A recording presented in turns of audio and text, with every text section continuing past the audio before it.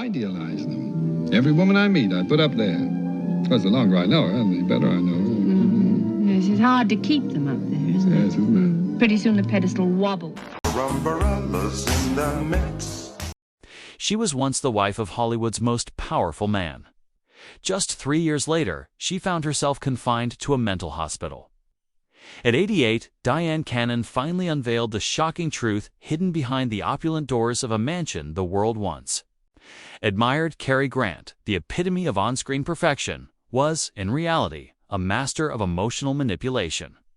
LSD, absolute dominance, psychological torment, and an obsession he termed love transformed a marriage into a lifelong nightmare. What remained untold for decades is now unequivocally confirmed. Cary Grant is widely celebrated as Hollywood's most charismatic gentleman. I idealize them. Every woman I meet, I put up there, because the longer I know her, the better I know her, Em. Yes, it's hard to keep them up there, isn't it? Pretty soon, that pedestal began to wobble. Beneath his calm and composed exterior lay a man prone to severe control, mental instability, and prolonged emotional abuse, particularly directed at his only wife, Dyan Cannon, who bore his child. Their marriage, spanning from 1965 to 1968, left an indelible mark, documented in Memoirs and in Dyan Cannon's first-hand accounts as she reached 88. In a recent interview, Cannon asserted, "Cary made me believe that loving him meant completely losing who I was." Under the guise of thoughtful guidance, Grant imposed stringent rules over her daily existence. He dictated how Cannon dressed, spoke, arranged her belongings, and even how she greeted household staff. According to Cannon, he meticulously listed every perceived impropriety, from leaving a water glass without a coaster to being overly cordial with the mailman. One of Grant's primary methods for asserting his will was LSD therapy, which he viewed as a pathway to healing his own childhood trauma. He had undergone over 100 medically supervised LSD sessions in the 1950s, convinced the experience liberated suppressed emotions. However, for Dyan Cannon, LSD propelled her into a psychotic spiral. Grant persuaded her to take LSD, believing it would salvage their marriage. Yet, the experience catastrophically backfired. During one session, Cannon endured severe hallucinations, lost control of her faculties, and was subsequently hospitalized in a state of profound mental instability. "I didn't see the light. I just felt myself sinking," she recounted in her memoir, while Cary dismissed it as healing. The pervasive control persisted throughout her pregnancy and after the birth of their daughter, Jennifer, in 1966. Grant, by then retired from acting, spent all his time at home. Not in shared companionship, but in continued domination. He scrutinized her every action, meticulously noting anything that displeased him, channeling his deep-seated insecurities into harsh criticism. In an incident confirmed by Dyan Cannon, Grant physically assaulted her in front of her maid when she refused to continue her LSD treatment. This traumatic event went unreported in the press at the time, but inflicted psychological scars that endured for years. Grant maintained fidelity during his marriage to Cannon, but this offered no solace. Each day became a psychological ordeal, with Cannon navigating his volatile mood swings and irrational outbursts of anger. "I used to spend the night thinking about what would set him off tomorrow," she recalled. The divorce was finalized in 1968, with Grant securing primary custody of their daughter. Dyan Cannon, then 31, suffered a severe mental breakdown and remained hospitalized for months. "The marriage shattered me in every way emotionally, in my identity, in my confidence, in my self-esteem," she wrote. The marriage did not dissolve. Amidst public controversy or media scandal, what transpired within was far more brutal than anything Hollywood had ever witnessed. As she articulated, "We lived behind a high, thick wall, a Tesca. From the outside, everything was glamorous. From the inside, I lost myself." Cary Grant, born Archibald Alexander Leach in 1904 in Bristol, England, endured a childhood marked by profound family trauma. This early experience later fueled many of his controlling behaviors and relational instability. At age 9, his mother, Elsie Leach, was committed to a psychiatric facility for severe depression. The family concealed the truth, leading him to believe she had died. It wasn't until he was 31 that Grant discovered she was still alive. Those close to him reported that this revelation left an enduring scar on his psyche, fostering a persistent cynicism and deep-seated fear of abandonment in his subsequent relationships. Grant arrived in the United States in the early 1920s, launching his career in vaudeville and on Broadway. Before becoming a recognizable face on Hollywood screens in the 1930s, he officially adopted the stage. Named Cary Grant in 1931 upon signing with Paramount Pictures, with his striking looks, refined demeanor, and distinctive voice, he quickly became the quintessential gentleman sought after across various film genres. Nevertheless, Grant's real-life persona starkly contrasted his on-screen image. According to his post-retirement and LSD-fueled therapy sessions, he frequently described himself as feeling out of place, perpetually seeking an emotional stability he never attained. In therapy, he voiced his fear of losing control over his own life, which led him to develop defensive behaviors he imposed on his partners. In 1958, he embarked on medically supervised psychotherapy involving LSD, a common practice in Hollywood at the time. Grant genuinely believed LSD helped him shed his mask and connect with his authentic self. In several interviews, he admitted the process reshaped his perspective on personal relationships. However, experts observing that period concluded that LSD may have exacerbated his controlling tendencies and intensified feelings of internal instability. Grant avoided public scandal throughout a career spanning over 3 decades. Yet those close to him noted his contradictory and inconsistent personal behavior. He masterfully maintained a nearly perfect public image while struggling profoundly in private interactions. Grant had 5 marriages, all ending in divorce, except for his final one, which lasted until his death. His relationship with his only daughter, Jennifer Grant, stood as a rare exception in his private life. After retiring, Grant dedicated significant time to caring for Jennifer, demonstrating an actively paternal role. In legal documents following their divorce, he sought full custody to ensure a stable, controlled environment. Jennifer later confirmed her father was strict but deeply caring, closely monitoring every stage of her development. From academics to her personal life, Grant's career concluded entirely with his retirement from the film industry at 62. He declined all subsequent artistic projects and invitations, maintaining a deliberately low-key schedule. His legacy was meticulously managed through family trusts and charities, reflecting a desire for control that persisted until his final days. Throughout his adult life and career, Cary Grant cultivated 2 distinct identities, a public one and a private one. His life with Dyan unfolded entirely within the latter, where his standards, expectations, and fears were most pronounced, unconstrained by moral or emotional boundaries. This explains why a marriage so publicly celebrated as a Hollywood ideal was, in fact, the most traumatic period of a woman's life. 3 short years, the relationship between Cary, Grant, and Dyan began in 1961 after Grant initiated contact through a television crew. At that time, he was at the zenith of his fame as Hollywood's leading gentleman, while Cannon was a young talent just beginning her career in television and theater. The 33-year age gap initially posed no barrier. On the contrary, Grant perceived it as an opportunity to mold his ideal partner according to personal standards established years prior.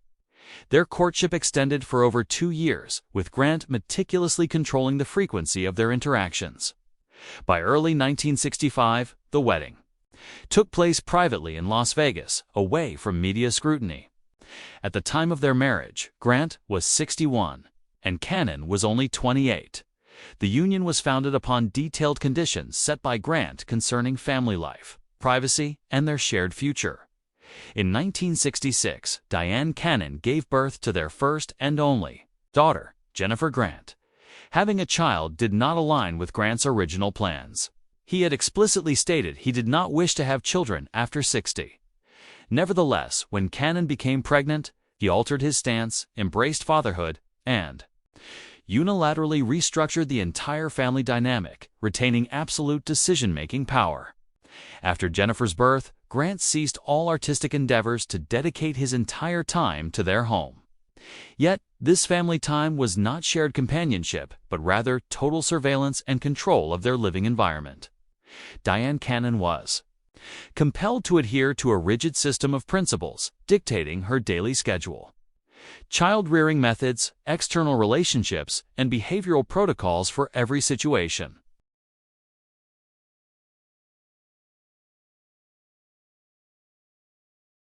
The divorce petition was filed in early 1968. During the proceedings, Cary Grant sought full custody of his daughter, which the court largely granted. Dyan Cannon agreed to relinquish primary custody after several unsuccessful hearings. The court indicate that at that time, she had not fully recovered from her psychiatric treatment and was deemed incapable of providing a stable environment for the children. Following their divorce, Grant and Cannon severed all personal contact for nearly a decade. During the post-divorce period, they engaged in no joint activities concerning their daughter, assets, or media. Financial transactions and postmarital benefits were handled exclusively through lawyers, reflecting the irreconcilable rift between them. The media at the time reported the divorce cautiously. The intimate details only emerged years later in Dyan Cannon's memoirs and personal interviews. Every day of those 3 years built up a crack, and when it finally collapsed, it not only destroyed the relationship, but also my very notion of who I was, Cannon stated. After 1968, Dyan Cannon temporarily withdrew from the entertainment industry. She embarked on intensive psychotherapy and began rebuilding her personal life in the mid-1970s. Meanwhile, Cary Grant continued to cultivate his public image, limiting press appearances and spending most of his time caring for his daughter in a separate, controlled environment he had established. The period between 1965 and 1968 became a pivotal time in both their personal histories. For Cannon, it was a period of enduring trauma. For Grant, it was a period where he exercised absolute control over his private life, free from external interference. The dissolution of this marriage did not culminate in a property dispute or a noisy media frenzy, but through prolonged silence, radical withdrawal, and psychological consequences that lasted for many years. Memoirs and forgiveness. After nearly half a century of silence from the press and public, Dyan Cannon began to publicly share her marriage to Cary Grant through official channels. In 2011, she released her memoir, Dear Cary, My Life with Cary Grant, marking the first systematic and official recreation of her personal experiences related to her relationship with the actor. This work is not merely a personal report, but is considered a valuable reference document for psychological research on power dynamics within the classic entertainment industry. In her memoir, Cannon describes the complex emotional stages from her early marriage to her divorce. Choosing a restrained tone, focusing on the systemic nature of his behavior rather than her emotional exploitation, she refrains from defamatory accusations. Instead, analyzing Grant's behavior within the context of his childhood trauma and unresolved personal experiences. Many passages in the book reflect Cannon's use of objective, descriptive language, withholding judgment while omitting some important details she felt inappropriate to disclose. After the memoir's publication, Cannon received widespread critical acclaim but maintained a distance from the media. It was only in 2023 when she co-produced the miniseries Archie, a television biopic of Cary Grant's life with her daughter Jennifer Grant, that she began to openly discuss the deeper aspects of her marriage and its lasting effects. In interviews promoting Archie, Cannon stated that making the film was a healing experience, providing a form of emotional closure. I didn't tell it all in the book, she asserted. Partly because I wasn't ready, partly because I had respect for the dead. The period from 2023 to this year marks when Dyan Cannon became more public with previously hidden content. In a panel discussion with the California Film Institute, she specifically addressed the emotional dependence she experienced, also acknowledging the lingering effects of using LSD under Cary Grant's influence. Cannon clarified that taking LSD was not an active choice, but rather an active suggestion from someone who held significant sway over her at the time. She analyzed the experience as a contributing factor to her long-term psychological instability, and, in part, to the marriage's inability to maintain a stable foundation. However, she also made it clear that her assessment was not accusatory, but aimed at pinpointing the root causes of the breakdown. "I don't write for revenge," Cannon stated at a media conference. "I write to understand what happened and to understand myself in it." Beyond recounting details of her own life, Cannon dedicated her later years to emotionally reframing Grant's memory and legacy. She accompanied her daughter to memorial services, assisted in restoration efforts, and served as a content consultant on the Archie television project. By reimagining Grant not merely as a historical figure, but as someone who profoundly impacted her life, Dyan Cannon chose an approach rooted not in hatred, but in personal awareness. In the post-memoir period, she also regularly attended mental health seminars, sharing her experiences of overcoming inner crises and encouraging women to safeguard emotional boundaries in relationships. In recent conversations, Cannon has emphasized that her announcements are not intended to stir controversy, but to redefine herself not solely as Cary Grant's ex-wife, but as an individual with her own experiences, voice, and upbringing. This period closes a cycle spanning nearly 6 decades, from silence to publicity, from crisis to balance.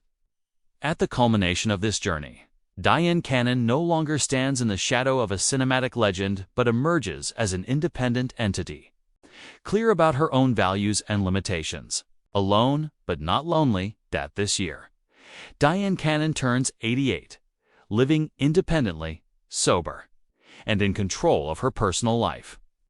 This stands in stark contrast to the image of a woman dominated by her marriage to Cary Grant nearly 6 decades ago. Cannon maintains a regular residence in Beverly Hills, actively participates in managing several foundations supporting senior female artists, and serves as a content consultant for film productions exploring themes of family psychology, power in marriage, and women after divorce. She regularly speaks at seminars on post-crisis mental health, using her own experiences as evidence of the capacity to reestablish life values after prolonged personal turmoil. Her presence in the public sphere has remained consistent across television platforms, podcasts, and professional forums.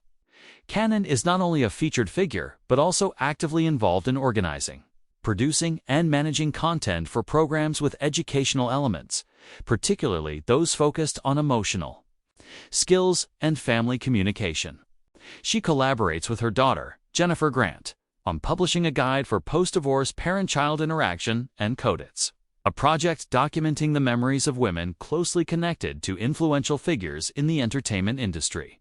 Cannon will continue to serve as honorary executive producer on Archie, the television series exploring Cary Grant's life from a personal perspective. She will work with the writing team to ensure a balance between dramatic reenactment and fidelity to real-life experiences. In doing so, she will directly manage the integration of documentary quality details, allowing the audience to approach the truth rigorously yet unbiasedly. In addition to her professional work, Cannon is the lead subject in a documentary project currently in production, focusing on the process of emotional recovery from marital trauma in older adults. This project is being produced by an independent team of directors in New York, with technical support from medical and applied psychology associations. Cannon also maintains a consistent writing habit. She is currently completing the manuscript of her second book, scheduled for release in late 2026, which will focus on redefining love, aging, and consensual relationships in modern society. Today, Cannon maintains a healthy lifestyle, benefits from her own medical support team, and is actively involved in community service. She is also developing an online mentoring program for women who have experienced psychologically abusive marriages, aimed at fostering resilience and long-term personal growth. The story of Dyan Cannon and Cary Grant is not only a remarkable chapter in Hollywood history, but also a powerful testament to the journey of reclaiming one's own voice. After years of being overshadowed by the spotlight, At 88, she not only recounts her past, but also redefines herself, clear, strong, and uncompromising. If you feel this story resonates deeper than sensational headlines, please give it a like to support in-depth content like this. Don't forget to share this video with anyone who needs a real and courageous perspective on relationships, the past, and recovery. And if you desire more authentic stories, subscribe, turn on notifications, and leave a comment below to join the conversation.